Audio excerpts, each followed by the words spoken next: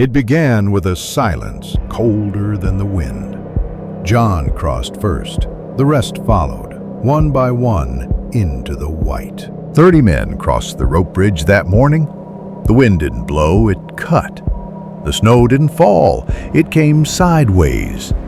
Below them, a gorge so deep the bottom had no sound. One man slipped. He grabbed the ropes and screamed a name, his last mistake. "Henrik," he said. An arrow hit halfway through the name, clean through the neck. Then another straight into his ribs. He fell backward into the white. Didn't even have time to scream. Up on the ridge, 3 quiet spotters lowered their bows. They never spoke. They didn't have to. The rest crossed in silence. No one dared speak, not even to steady the ropes. The only sound was the wind and the empty space where a man had been. When Jon met the Snowborn, there were no speeches, no oaths, no kneeling. Just a line burned across the snow, black, smoking. One of them stepped forward and pressed a red-hot brand to Jon's cheek. A single line, vertical, permanent. Jon didn't speak, didn't blink. Then he said only this: 1 hour, 1 horn, no surprises. That was all. That was the pact. They met the dragon again, on a cliff of black stone. Snow screamed across the ridge. Ghost paced beside Jon, hackles up. The dragon didn't roar. It breathed out something colder than fire. Mist, thick and white, it drowned the air in silence. Jon raised one hand. Breathe.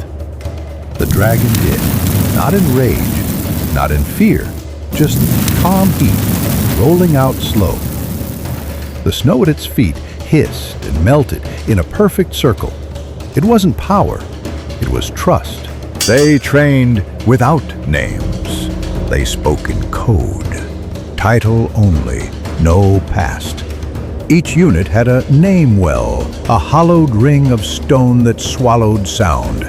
Inside them, you could speak and be forgotten. But at the cut, where 2 ridges met and the wind never stopped, came the sound of a bone flute. 3 sharp notes, then a whisper. Torin, Bale, Ison. 3 men froze, then dropped, one after the other, arrows straight through the chest. Jon raised his hand. Fire leapt out, burning the path ahead, but the frost stayed whole, unmoved. Then came a 4th whisper. It never finished. A single blade passed through the wind. The flutist dropped. Behind him stood Arya. No words, just blood. And a warning. The whispers ended, but the silence was worse. Every soldier heard their own name in the wind that night, and none could sleep. Price board changed again that night. Food, low. Hope, scratched out. 4 new names written in full, real names. Sansa traced them. All of them led back to one tent. Lord Renfred's. He wasn't hiding. He was sitting by the fire, eating hot meat, calm. Sansa asked him one question. "You sold names?" He looked up and smiled. "They promised peace. No more grief. Just, forget." She didn't answer, just turned to the guards. The tent was sealed shut.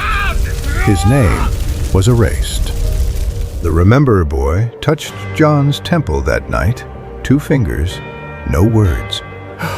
Jon gasped. Then he saw it. How to breathe without fog. How to walk without sound. How to feel the ice break beneath you before it breaks. When it ended, Jon stood steadier. He hadn't moved, but he was different. The boy, though, his face looked older. Hair streaked silver. He collapsed without a sound. He didn't speak, couldn't. He had paid the price. every mark on the board cut deeper than steel. Each soldier stared at it before sleep, wondering which line would claim them next. Jon placed a stone in the snow between him and the dragon. Watched. The dragon leaned forward, sniffed, then it stepped back. Jon picked up the stone again, held it out, didn't flinch. The dragon leaned in, took it gently in its teeth, held it, then dropped it at Jon's feet. Not obedience, choice. At Winterfell, Bran jolted awake, hands buried in frost, eyes staring at flame. Mira found him shaking. He said this. I saw the sleeper before he was buried. He described a figure, taller than any man, skin like obsidian, veins of gold.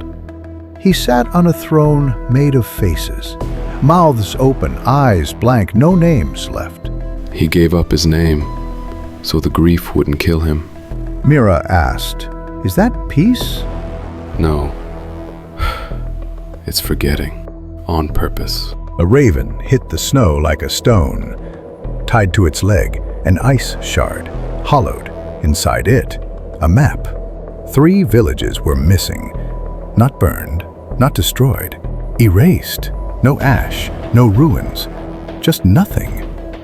He's not killing places, he's deleting them. Arya sat by the fire, cleaning her blade. The cloth was already soaked red. Jon joined her. Neither spoke at first. Then she said, You know the price is coming, right? "I'm paying it. Not all at once, you're not. If I fall, you finish this." She looked at him, serious. You won't fall. That's the cost. You stay up. The Snowborn planted flags into the frozen sea. The battlefield was drawn. 1 horn, 1 hour, 1 chance. Jon mapped the fallback lines. Oil, arrows, flank positions. The dragon circled once overhead, silent.